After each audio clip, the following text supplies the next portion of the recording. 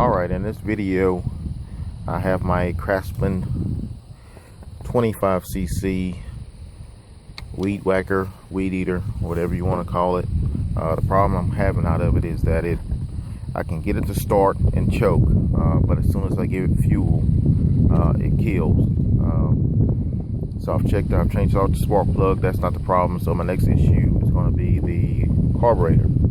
So in this video, I'm going to show you how to change out the carburetor. And the reason why I'm changing it out is because I've cleaned this carburetor once before last season, and now it's giving me similar problems, if not worse problems than it was giving me before. So at $15, $16 for a new carburetor, I figured I'd just spend that money, go ahead and replace it rather than cleaning it on this time.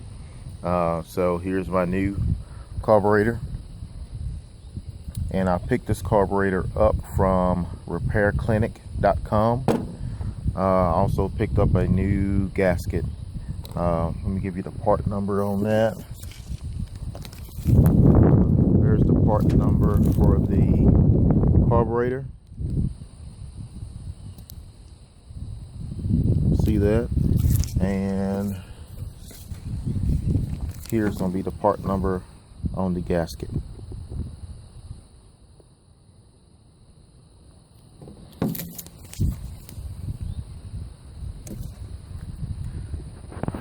First thing you want to do is go ahead and, I don't know if you can see that little tab there, push it in with your nail.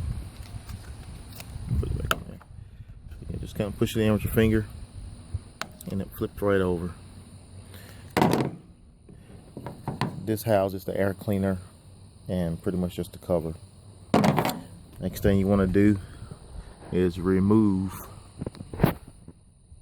these two screws right here. So let me go ahead and do that and be right back with you.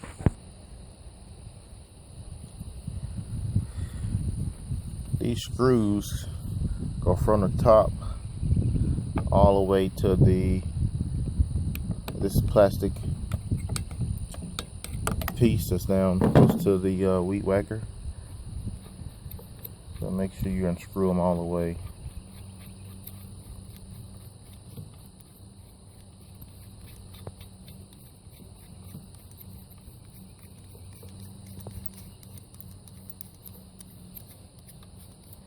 I have a couple drills out here, but I decided just to do it by hand.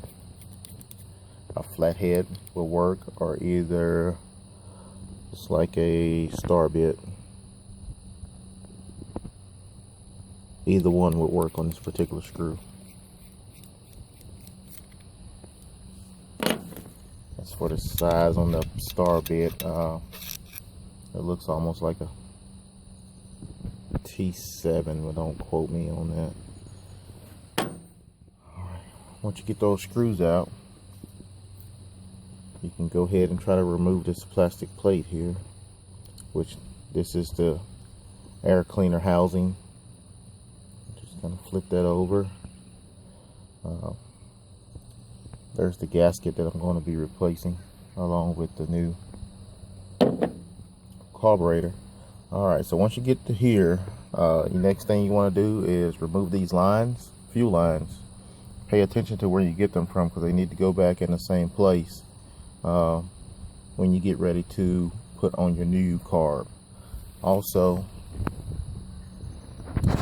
see it there, this throttle cable, you're gonna have to remove that also. It's just a little bit easier to do it once the carburetor is off of the mounting position versus just leaving it where it was. So let's go ahead and do that.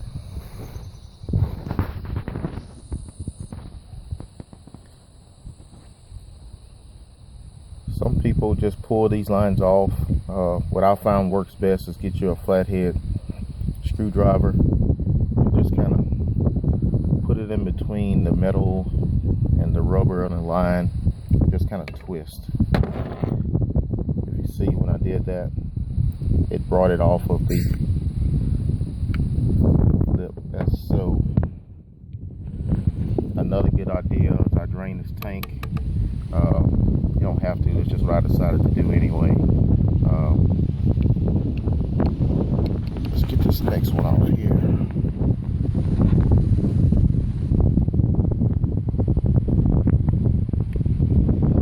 I think I'll be able to hold it and do it at the same time there.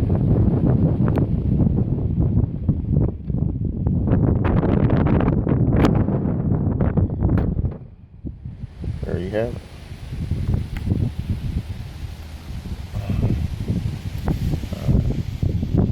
As you can see, it has a little yellow gasket right there. All that looks to be good, no cuts or anything. Man, it's really windy out here. Sorry if you're getting a bunch of noise.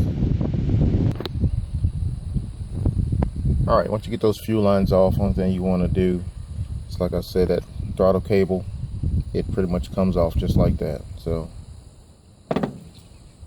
let's go ahead and get the new carb and put it in place. So now you just want to reverse your steps. So this time we're going to go ahead and put that on first.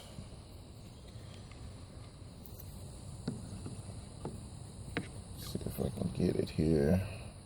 It's kind of hard to do with one hand, but I'm trying to do it, and there it is. Alright. Place that back on the base.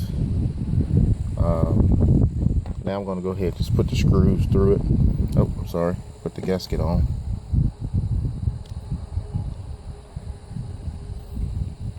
And I'm going to go ahead and put the screws down through it. That way it'll be stable when I'm pushing the fuel lines on.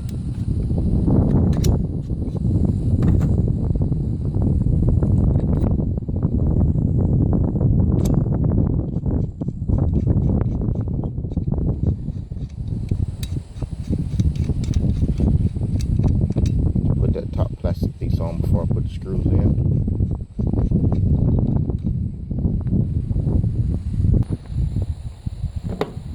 Alright, there you have it.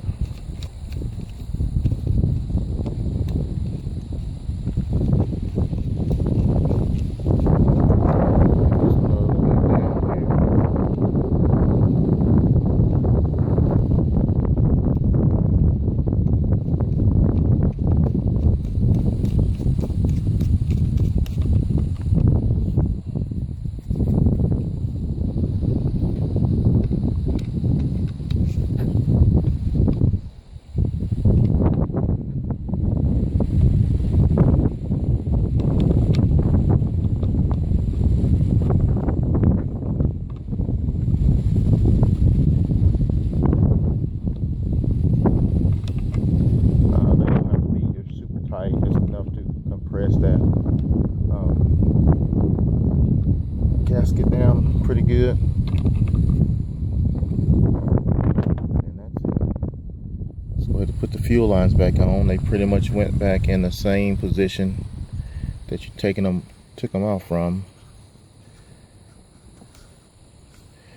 All right.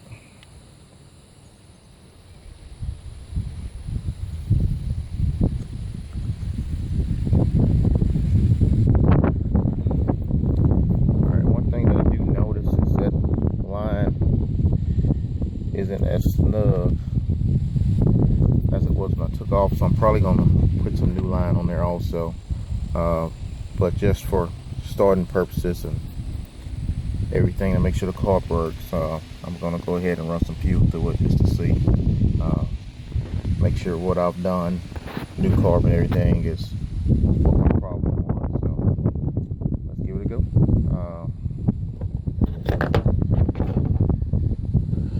Hook your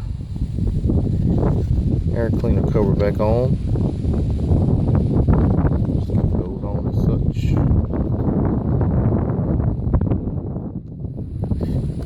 Should snap in place. It's not wanting to snap there. There it is. There you have it.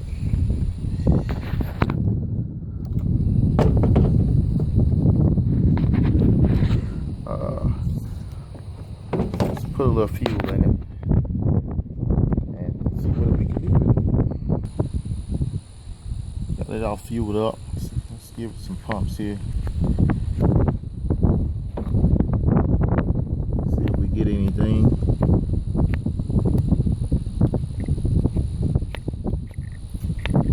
There it is.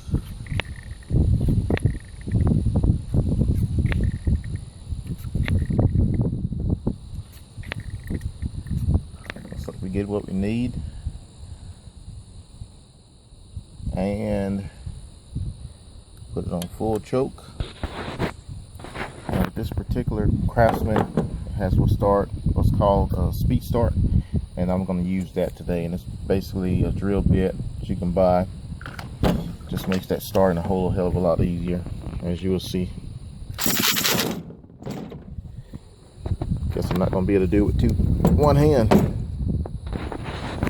Let's see what we can do here.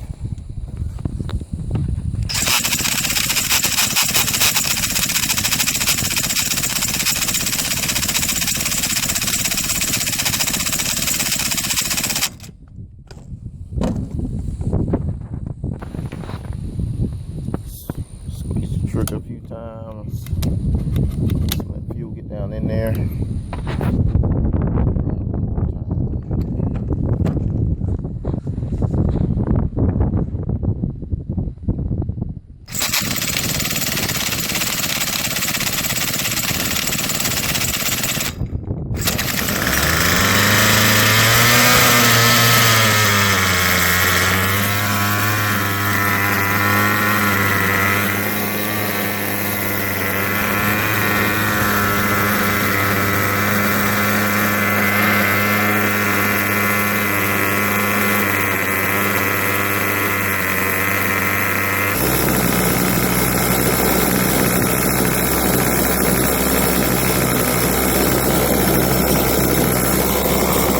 Still doing about the same problem. I've let it choke for a few minutes. I took it off choke and running fine at idle. What happens is when I give it a little bit of gas,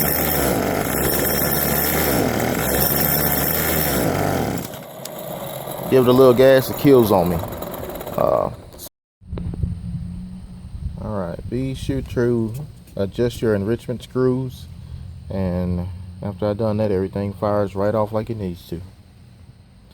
Let's demonstrate.